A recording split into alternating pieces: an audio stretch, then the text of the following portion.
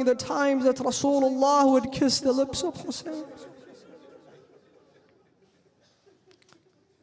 And Yazid thought that in that moment Zainab was going to collapse, she's going to shatter, she's going to run away, she's going to lose her mind.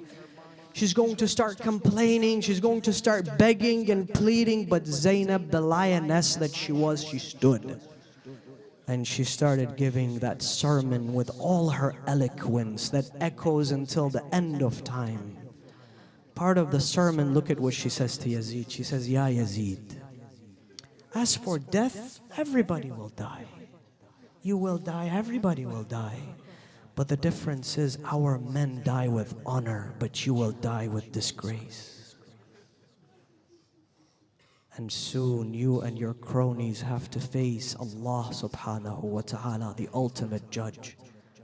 And on that day, Hussein will be the winner. Then she says to him, and do whatever you like. Try as much as you want. You will never be able to erase our name and eradicate our remembrance. And you will never be able to fight the revelation that was revealed onto my grandfather. This was Zainab. This was Zainab that never broke. She never gave up. And Zainab, brothers and sisters, has many qualities. The greatest qualities that you can look for into a woman are all gathered in this Aqila Zainab. If your name is Zainab, if your daughter's name is Zainab, if you plan to be blessed, inshallah, with children and you have a daughter, don't look for some exotic, weird name out of Google. Choose the name Zainab.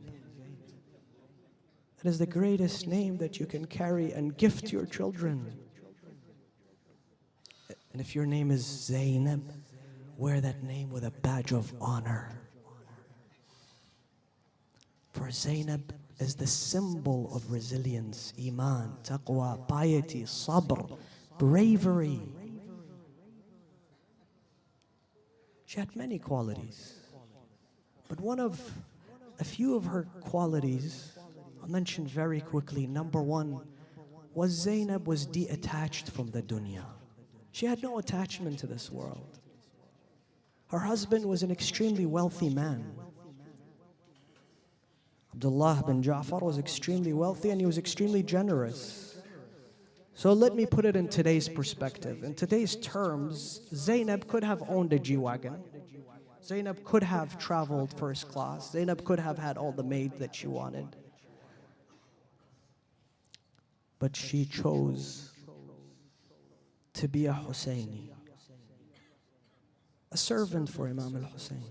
She was detached from the dunya. And if you are a Zainabi, if you've walked this path, if you've made it this far, if you've made it yards away from Sayyid al-Shuhada, and you are a Zainabi, brothers and sisters, I tell you, one quality of Zainab is that she didn't chase the dunya.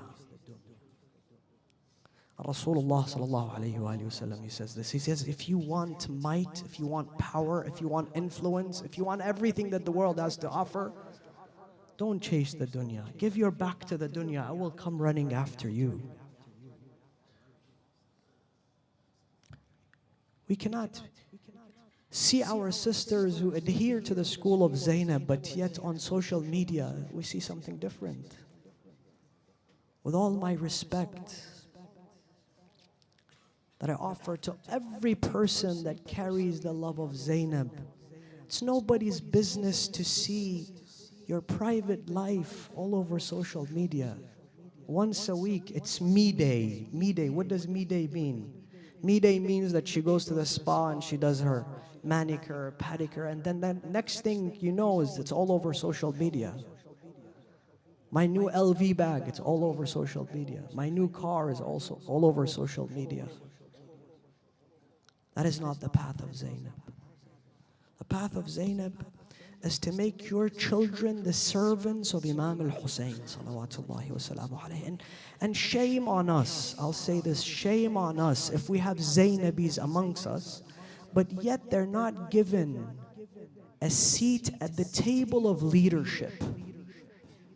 In many communities, women have no voice. They are seen, but they are never heard. That is why, I'll tell you this, that is why many of them, I hear this in the thousands, that say that we're just not going to attend. We'll rather stream online our favorite lecture, but we're not going to attend because there we're seen, but we're never heard.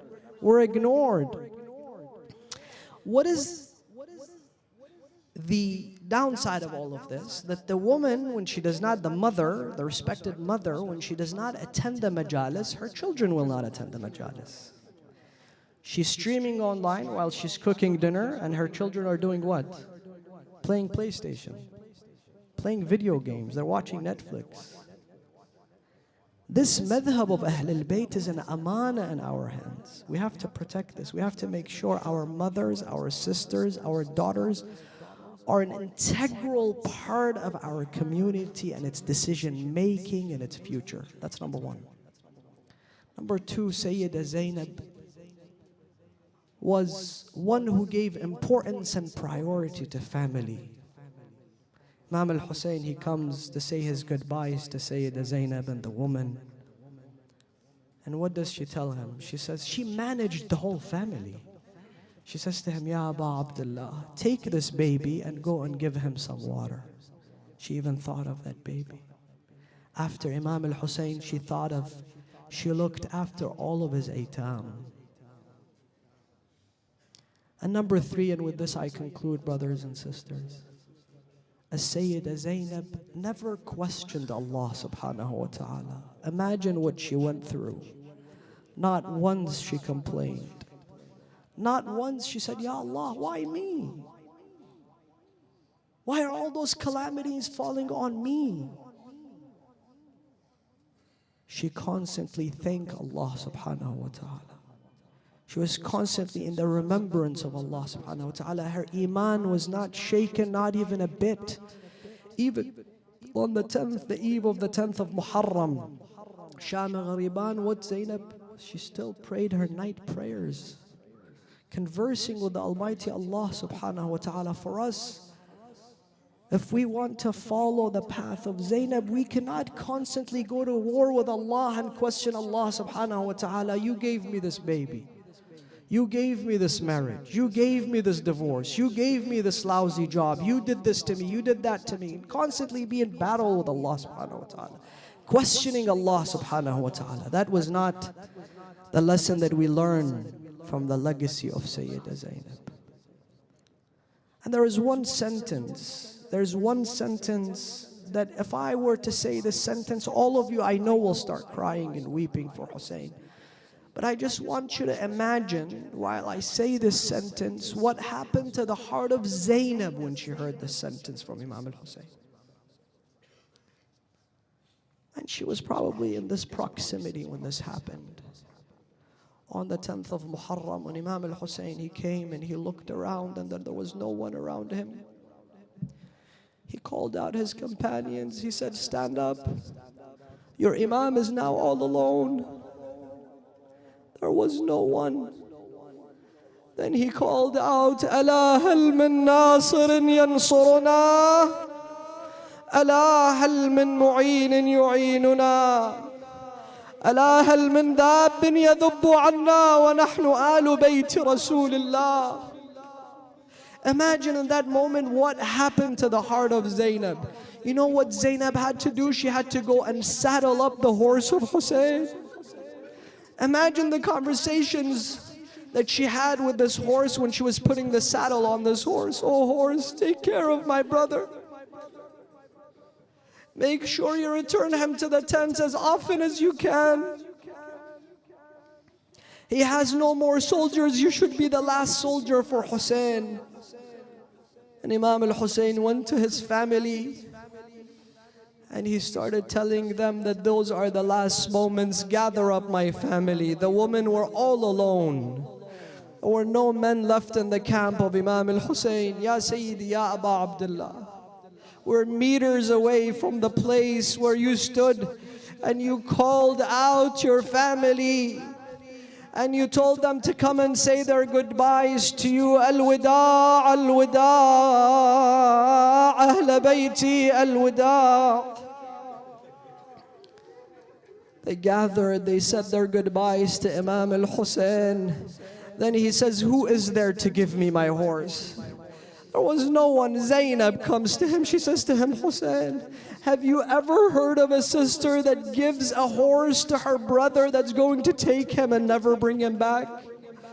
أرأيت أختا قدمت لأخيها فرس المنون بلا حمان وكفيل. Imam al-Hussein went, and the best of historians, the most accurate of historians, your 12th Imam, he says, and Imam al-Hussein went like a lion.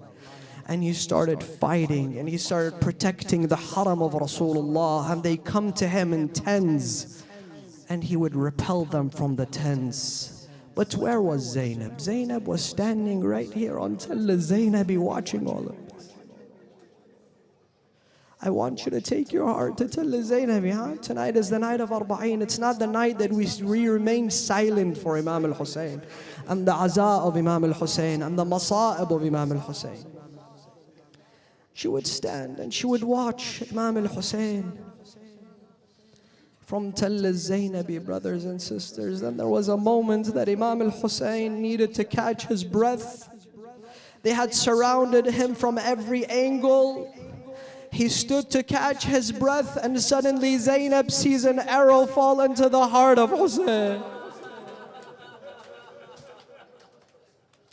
He took the blood from his heart,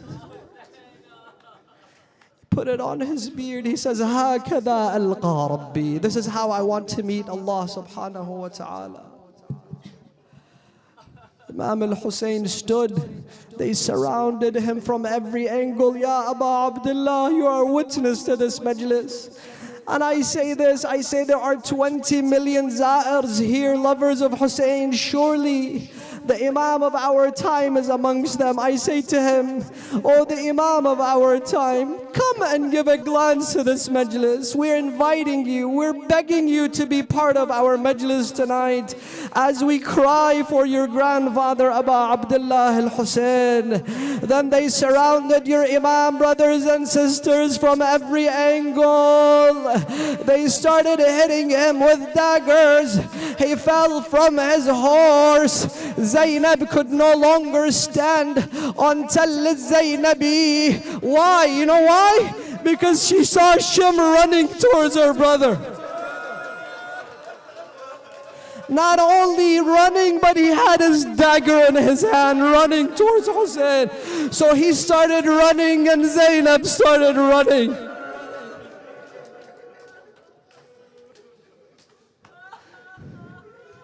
She gets there.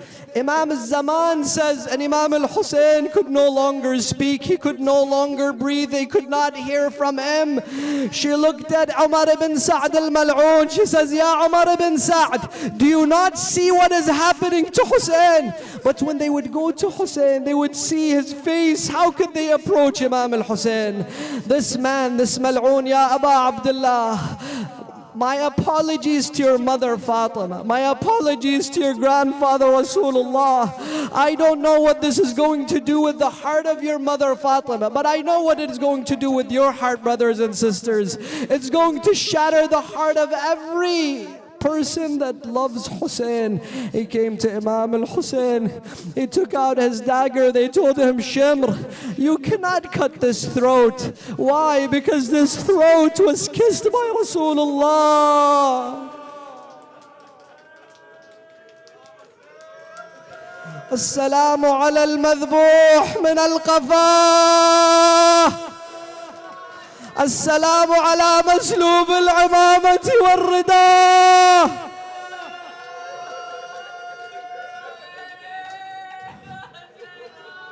Those are the words of your 12th Imam, and I'm about to conclude. فَلَمَّا رَأَيْنَا النِّسَاءَ جَوَادَكَ مَخْزِيًّا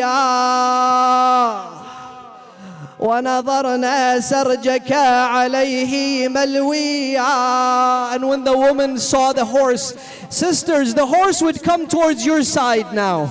He's coming towards this end. He's coming towards the khaymagah of Imam al-Hussein. But how?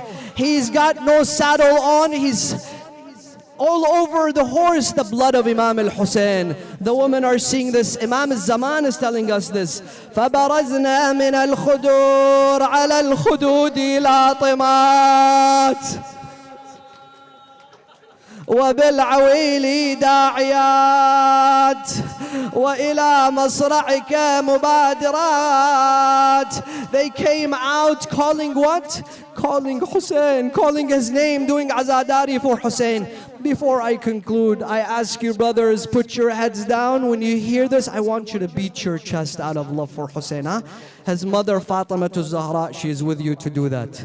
But sisters, tonight, we want to remind ourselves of a camp of Imam al-Hussein that had no men left in it. It was a camp of women. So when the horse came, it was all women calling out, Ya Hussein, Ya Hussein. There were no men. I know you're far away, but this is your chance to make everyone here cry and remind us of the camp of Imam al-Hussein. I want you to raise your hands, sisters, raise your hands as if you're holding on to the horse of Abu Abdullah. The horse is coming towards you. Now 3 times, sisters, raise your voice. Aywa Husayna! Aywa Husayna! Aywa Husayna! Now all of us, brothers and sisters, I want you to show your passion for the 12th Imam and Azaa tonight. All of us together. Aywa Madluma! أيوا سيدة أيوا عطشانة أيوا ذبيحة.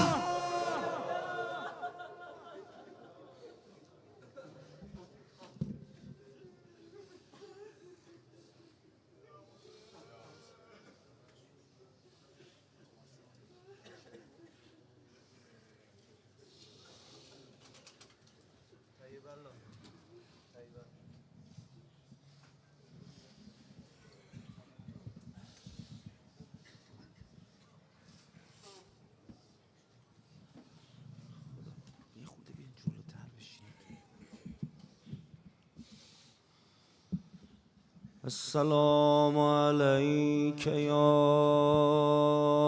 أبا عبد الله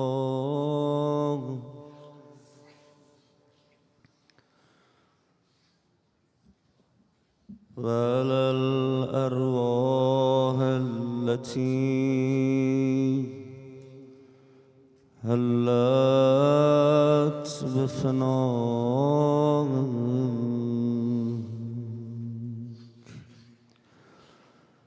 عليك مني سلام الله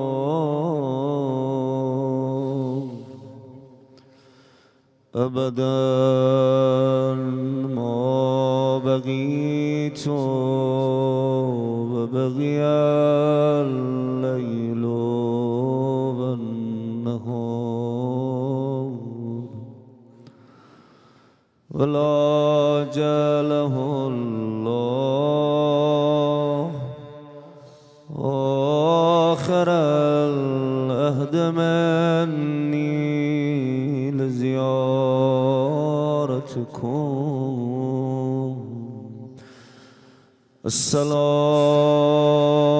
السلام على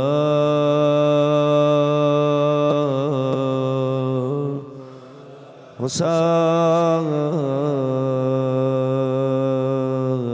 وعلى علي بن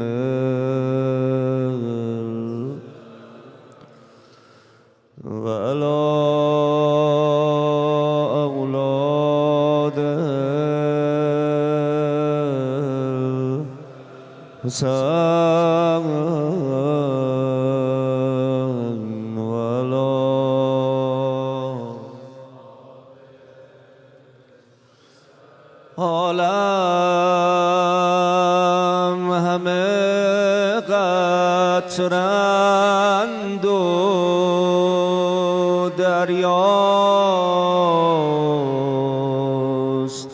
حسین عالم همه قطرند و دریاست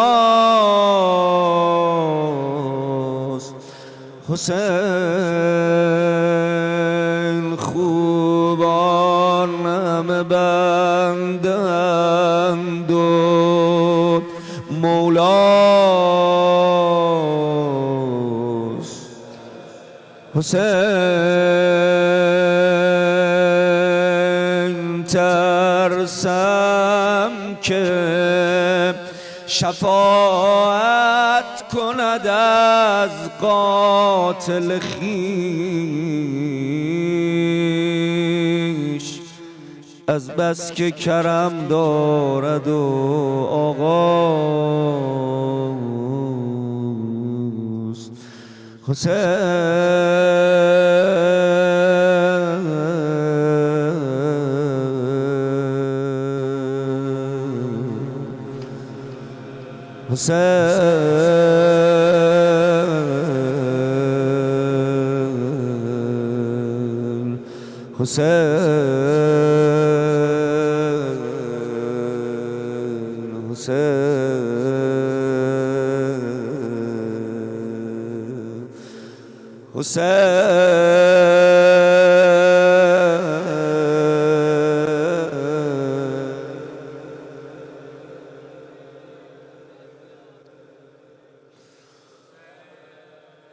نمیدونم چه مقدار فارسی زبان، اردو زبان، انگلیسی زبان، عربی زبان هستن، اما اشتراک ما یه نام، اونم نام حسینه. با هر زبانی باشیم با این سلام ها گریه میکنیم. السلام علی الغریب الغربا، السلام علی المهتوک الخبا، السلام علی الرأس المرفوع، السلام علی البدن السلیم، السلام على المغسل بدم الجراح.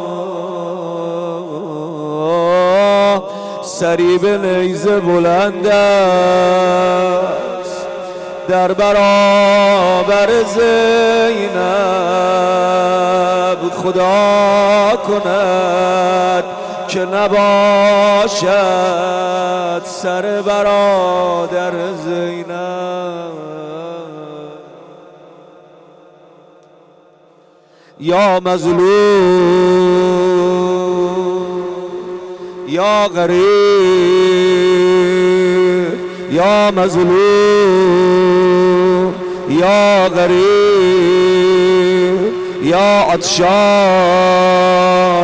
یا باب نجات الامه و یا رحمت الله الواسع، رحم الله من نادى یا حسین.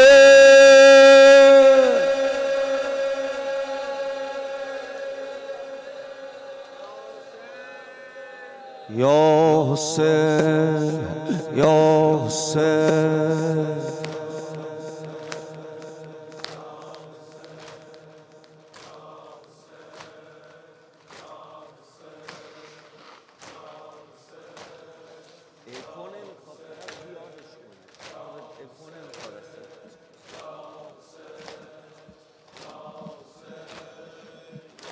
حسین یا حسین.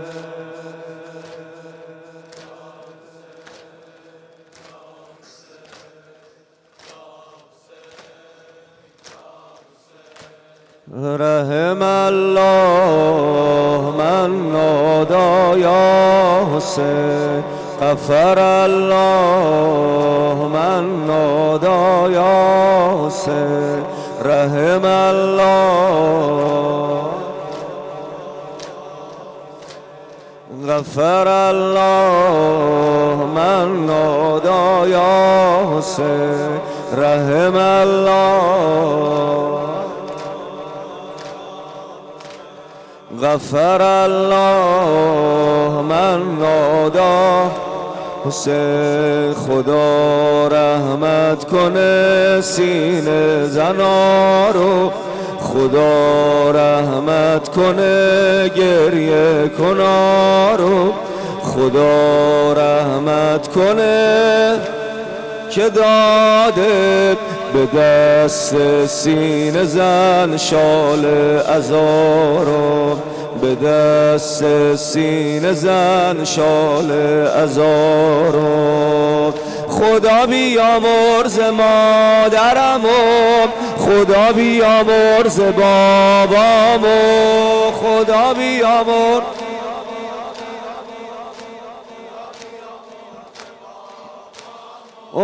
بانون حلال و شیر پاکشون صدا میزنم آقامو حسین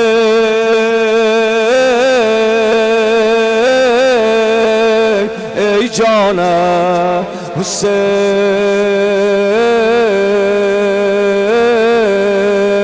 ای جانم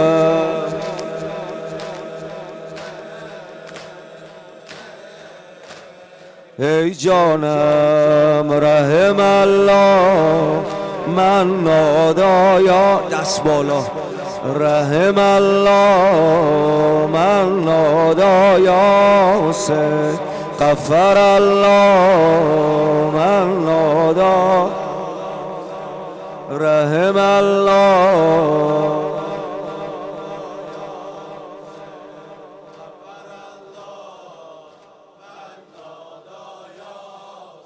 اعظم الله اجورنا بمصابنا بالحسین ما لنا الا حسین لا لنا الا حسین اعظم الله اجورنا بمصابنا بالحسین لا لنا الا حسین لا لنا الا حسین ساکنم زیر پرچم تو میزنم سینه با غم تو ساکنم میزنم سینه با غم تو محرمم تو محرم تو یا حسین اعظم الله اجورنا بمصابنا بالحسین لا لنا الا حسین اعظم الله اعظم الله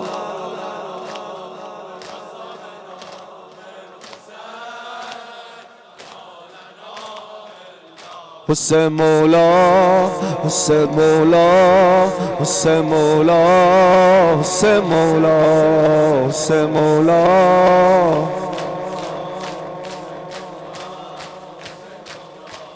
حسین مولا حسین مولا حسین مولا حسین مولا حسین مولا حسین مولا حسین مولا مولا حسین مولا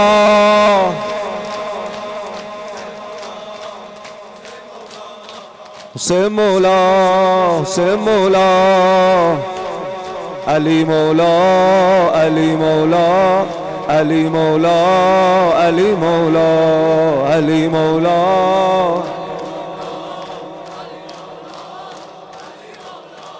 علی مولا علی مولا علی مولا علی مولا علی مولا علی مولا علی مولا مولا علی مولا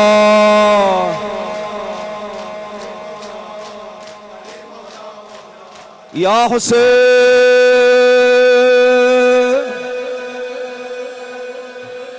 یا حسین يا حسين يا حسين نعره حیدری نعره حیدری بلند بگو یا علی.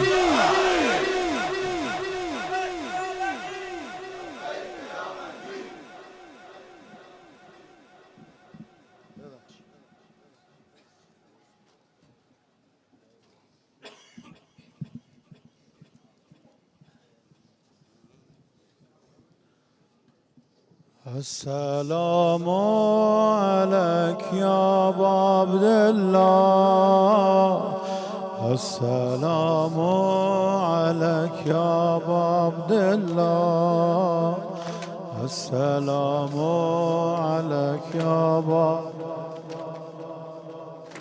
السلام عليك يا أبا السلام عليك دست بیا بالا. السلام السلام عليك يا أبا عبد الله السلام عليك يا أبا الله السلام عليك يا أبا عبد الله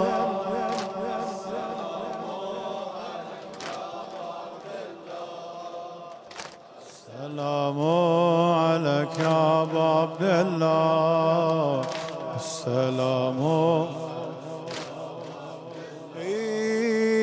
هالعهد بدمانه يبقى مكتوب هالعهد بدمانه يبقى مكتوب انت حبنا وعنك والله منتوب يلي ذي حسينيتك وسط القلوب والنبض لطامك يا اغلى محبوب واللطم لطامك يا اغلى محبوب والنبض لطامك يا اغلى محبوب السلام عليك يا ابا عبد الله السلام عليك مرحبا السلام عليك يا ابا عبد الله السلام عليك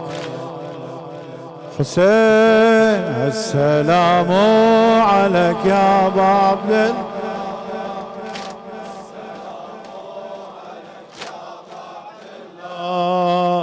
السلام عليك يا ابا عبد الله السلام عليك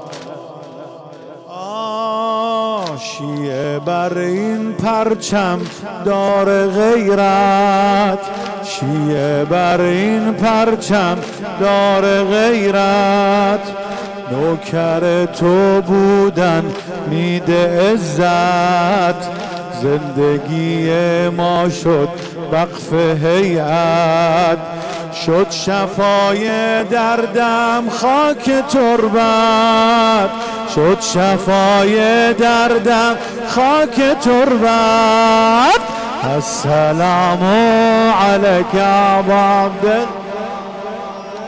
السلام عليك يا ابا عبد الله السلام عليك يا ابا السلام عليك حسين السلام عليك يا ابا حسين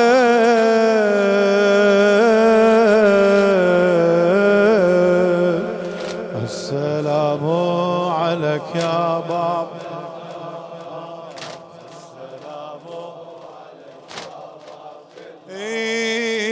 يا حسين اكتبنا ويا اللي ينوحون يا حسين اكتبنا ويا اللي ينوحون واحنا ندر مصابك زلزل الكون بس طلب اقضي لي وانا ممنون للمصاب ارزقني دمع العيون للمصاب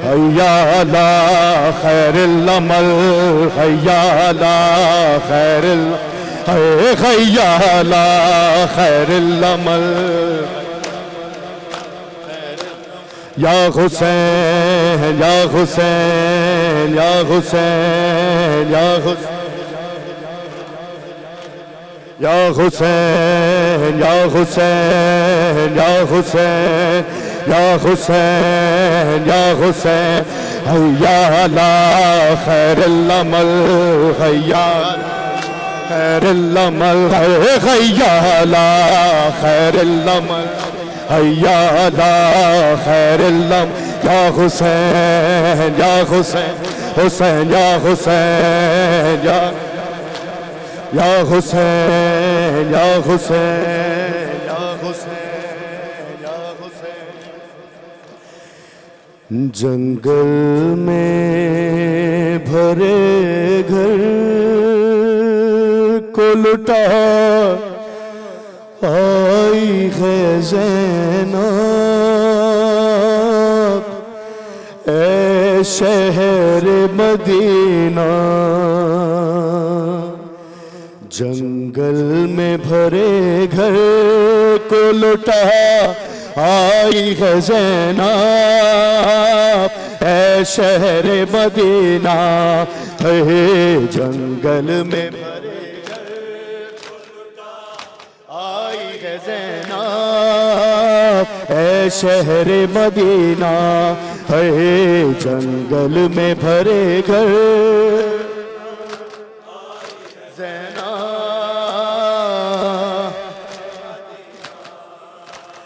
आबिद को किसी तरह बचा लाई है ज़ैनब ए शहर मदीना है जंगल में भरे घर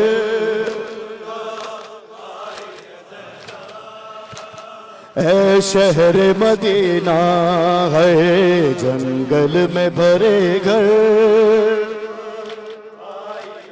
अजर कमल अल्लाह रे मदीना बंधवा के रसन हाथों में और खुतबे सुना के घर बार लुटा के है दीवार बड़े कुफर की ढाई ज़ैना है शहर मदीना है जंगल में भरे घर अजर कमल अल्लाह ए शहर मदीना जंगल में भरे घर ना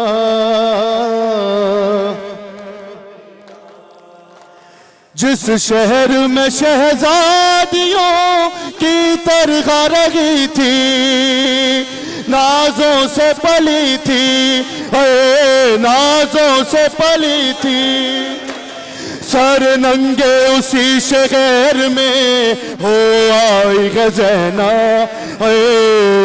शहर मदीना है जंगल में भरे घर अजर कमल अल्लाह है शहर मदीना है जंगल में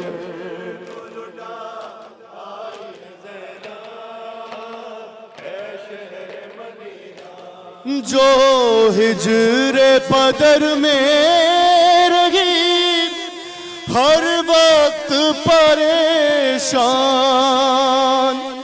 सोई नहीं एक आन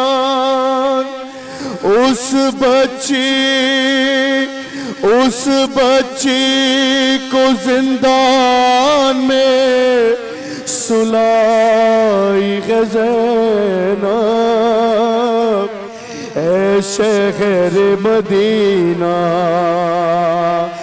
जो हिजरे पदर में रही हर वक्त परेशान सोई नहीं किया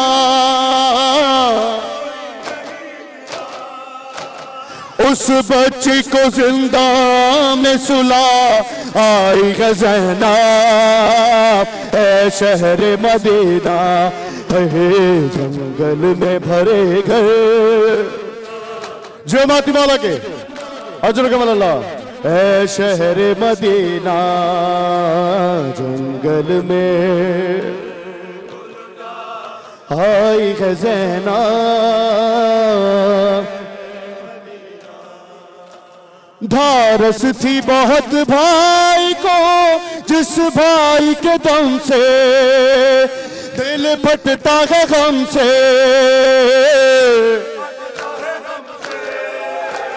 साहिल पे अकेला उसे छोड़ाई है ज़ैना, ऐ शहर मदीना है जंगल में भरे घर। है ज़ैना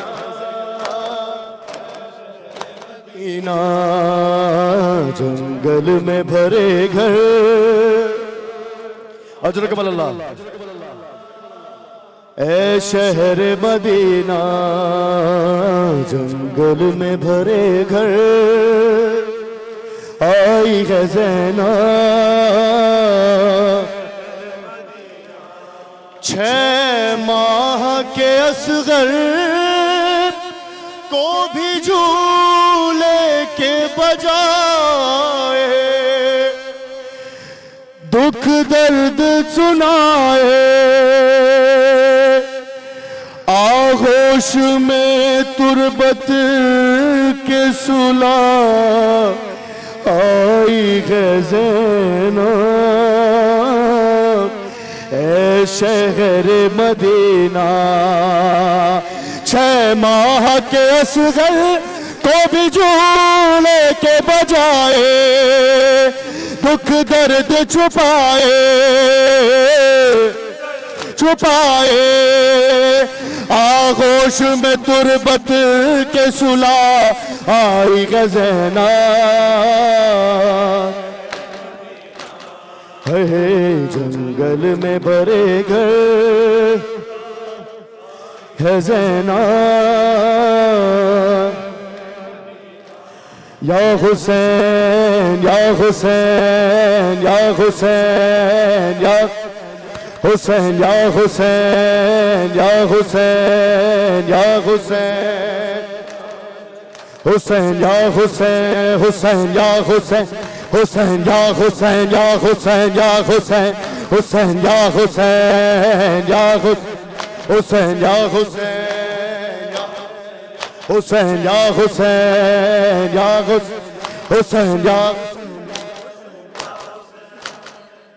शाम हाय शाम शाम हाय शाम शाम हाय शाम शाम हाय शाम शाम हाय शाम शाम हाय शाम शाम हाय शाम शाम हाय शाम शाम। तेरी उम्मत के ज़ेवर पहन कर, हाँ देखो भैया चली हूँ मैं शाम शाम। मातमी माता शाम शाम हाय शाम शाम। जो माती मौला के शाम शाम है शाम हाय शाम शाम है शाम है शाम। मैं देती कफन तुझको भैया, घर सर फेरदा मेरे होती, घर होते खुले हाथ मेरे, तेरे जख्मों को हाथों से धोती। बाबल देरा संसार पर रहना, संसार पर रहना। हाँ देखो भैया चली हूँ मैं शाम शाम। मत हाय शाम शाम हाय शाम शाम, हाय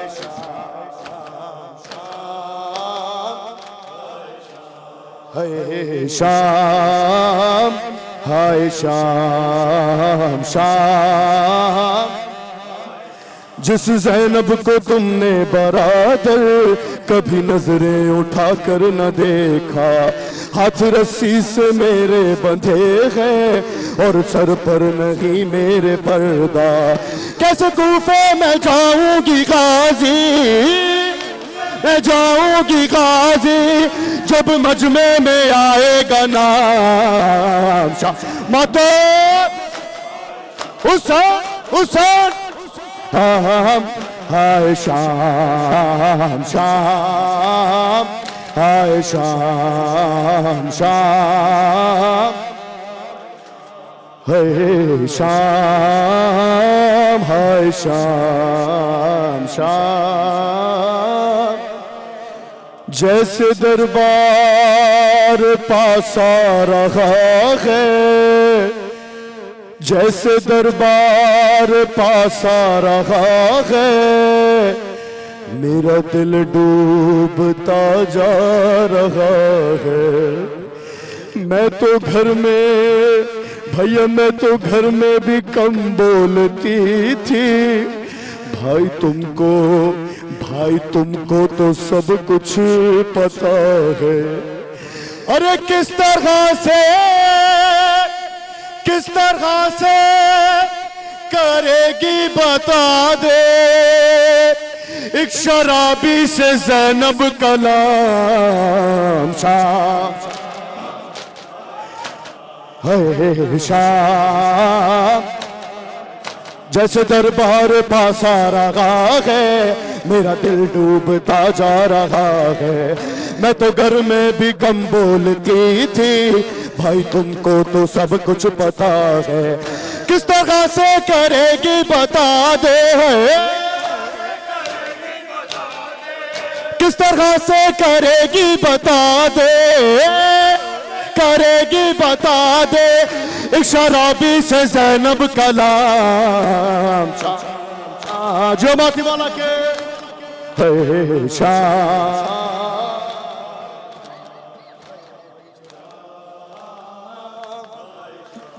हाय शाम, हाय शाम शाम। दिल ये कहता है रो रो के भैया, काश अब्बास मौजूद होता, काट देता वो उसकी ज़बां को। कोई बागी अगर मुझको कहता, देखती फिर मैं किस तरह लेता, किस तरह लेता कोई ज़ैनब का मजमे में नाम शाम, हाय शाम शाम। हैया ला खैरुल अमल, हैया ला, हैया ला खैरुल अमल, हैया यादा खैरुल अमल है, हैया हैया ला खैरुल अमल, या हुसैन या हुसैन या हुसैन या हुसैन। वो आबिदे बीमार था, वो आबिदे बीमार था, वो हाँ चलने से जो लाचार था, चलने और शाम का बाजार था, और मुस्तफा की बेटियां मौला हक इमाम या हसन हुसैन, मौला हक इमाम या हसन हुसैन, या हुसैन या हुसैन। शब्बीर की वो लाडली, शब्बीर है सीने पे जो शाह के पली, जिसकी अबाबन में जली, जिसकी मुंह पर तमाचों के निशान मौला हक इमाम या हसन मौला हक इमाम या हुसैन या हुसैन हुसैन या हुसैन या हुसैन या हुसैन हुसैन या हुसैन हुसैन या हुसैन हुसैन या